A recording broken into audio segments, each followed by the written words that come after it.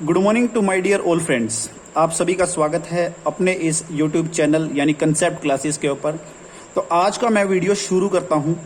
Class 10th के अंदर एक चैप्टर है लाइट रिफ्लेक्शन एंड रिफ्रैक्शन। तो हम इस वीडियो में इस चैप्टर के अंदर दिए हुए एनसीईआरटी की बुक के अंदर जो न्यूमेरिकल्स दे रखे हैं उनको हम वन बाय वन सोल्व करते हुए आगे बढ़ेंगे।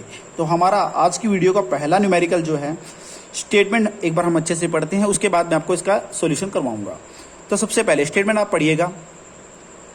The radius of curvature of spherical mirror is 20 centimetre. कह रहा है एक स्फेरिकल मिरर है और उस स्फेरिकल मिरर का जो रेडियस ऑफ कर्वेचर वो है 20 centimetre. What is it's focal length, यानी कि उस मिरर का फोकल लेंथ क्या होगा। तो सबसे पहले हम जब भी कोई न्यूमेरिकल सोल्व करते हैं प्यारे बच्चों, तो उस न्यूमेरिकल की स्टेटमेंट के अंदर जो चीज़ दे रखी है गिवन है उसको हम सबसे पहले नोट करते हैं। तो सॉल्यूशन में हम सबसे पहले जो नोट चीज करने वाले हैं वो आप ध्यान से देखिएगा। तो सबसे पहले यहाँ पर लिखेंगे गिवन। तो इस स्टेटमेंट के अंदर क्या क्या गिवन दे रखा है, तो सबसे पहले जो आप देख रहे होंगे radius of curvature of spherical mirror is 20 centimetre, यानी कि जो स्फेरिकल मिरर है उसका रेडियस ऑफ कर्वेचर है जिसको हम आर से डिनोट करते हैं, और रेडियस ऑफ कर्वेचर जो है वो है 20 सेंटीमीटर। और पूछा गया है कि उस मिरर का फोकल लेंथ क्या होगा, यानी कि एफ की वैल्यू हमें निकाल लिया मेरे प्यारे बच्चों। अब अगली चीज नेक्स्ट, तो जब हम इस चैप्टर की थ्योरी अच्छे से पढ़ते हैं तो हमें एक रिलेशन यहाँ पर पढ़ने को मिलता है R is equal to 2F। R is equal to 2F इसका मतलब क्या है मेरे प्यारे बच्चों, यानी कि जो कोई भी मिरर होता है चाहे वो स्फेरिकल मिरर हो, कहने का मतलब चाहे वो कन्वेक्स मिरर हो या कनकेव मिरर हो, जो उसका रेडियस ऑफ कर्वेचर जो होता है वो उसकी फोकल लेंथ का 2 टाइम्स होता है। तो यहाँ से मेरे प्यारे बच्चों फोकल लेंथ का जो फॉर्मूला बनकर आता है वो आता है R is equal to F is equal to R by में 2। तो अब यहाँ से हमारा जो फोकल लेंथ का फॉर्मूला है वो आ चुका है। तो F is equal to R by में 2 और R का वैल्यू जो है वो है 20 और ओब्लिक में 2।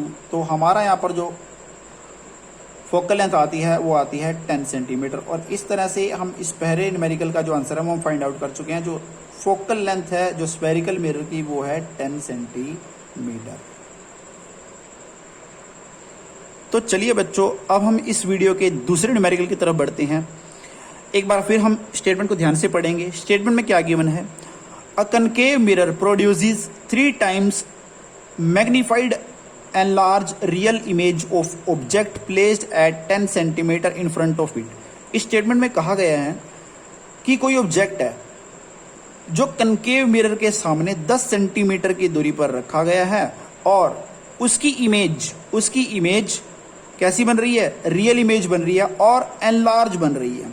रियल इमेज बन रही है और एनलार्ज बन रही है और कितने टाइम्स, 3 गुना बन रही है। यानी कि बोला गया है कि कोई ऑब्जेक्ट जब कनकेव मिरर के सामने रखा जाता है 10 सेंटीमीटर की दूरी पर, तो उस मिरर के सामने उस ऑब्जेक्ट की जो इमेज बनती है वो 3 गुना बड़ी बनती है और रियल बनती है। यानी कि यहाँ पर जो मैग्नीफाइड जो वर्ड दे रखा है वो यहाँ पर दे रखी है मैग्निफिकेशन, और मैग्निफिकेशन कितनी है, 3 टाइम्स है।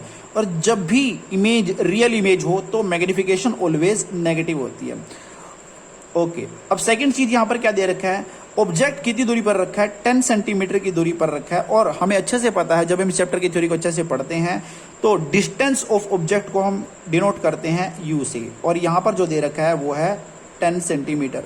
और जब हम इस चैप्टर की साइन कन्वेंशन पढ़ते हैं तो हमें बहुत अच्छे से पता चलता है कि हम ऑलवेज डिस्टेंस ऑफ ऑब्जेक्ट को ऑलवेज नेगेटिव लेते हैं मेरे प्यारे बच्चों।